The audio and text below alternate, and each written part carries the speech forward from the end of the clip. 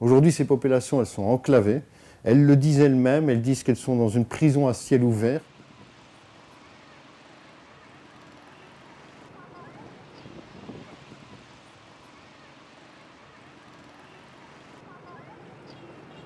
On a les populations originaires de cette région qui aujourd'hui ont été multipliées par un nombre extrêmement important de déplacés. Et ces populations sont des Syriens qui sont bloqués, qui ne peuvent plus partir en Turquie, qui sont coincés là, que personne n'en veut.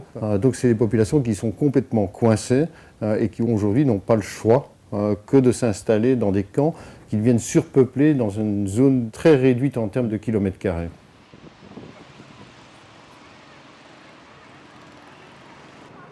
Elles ont subi de manière consécutive l'ensemble des conflits autour de cette ligne de front. Elles subissent aujourd'hui aussi des conflits internes liés entre tous les groupes armés qu'il y a sur le terrain, pas uniquement entre le gouvernement et les opposants. On note aujourd'hui, tous les jours, un renforcement de convois militaires qui passent la frontière, qui viennent d'un côté, qui renforcent cette frontière. Récemment, on a eu même des bombardements qui étaient très proches de la zone de Caen.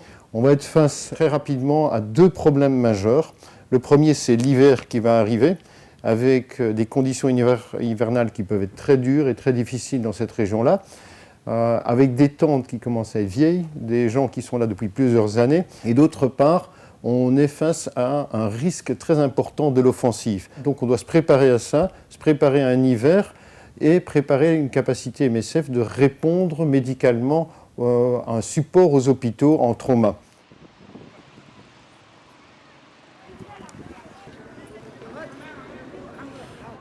La plupart des gens qui avaient encore la capacité financière, on va dire, d'acheter des médicaments, se sont retournés vers MSF pour avoir accès à nos cliniques mobiles ou à nos centres de prise en charge des patients de maladies chroniques. Donc on a senti l'effet de la crise à ce niveau-là. Depuis le début de l'année, on se rend compte que si on loupe une distribution dans un camp, les gens viennent nous le demander. Et donc on parle d'un kit qui représente du consommable d'hygiène, c'est à savoir du savon et du shampoing, des éléments de base.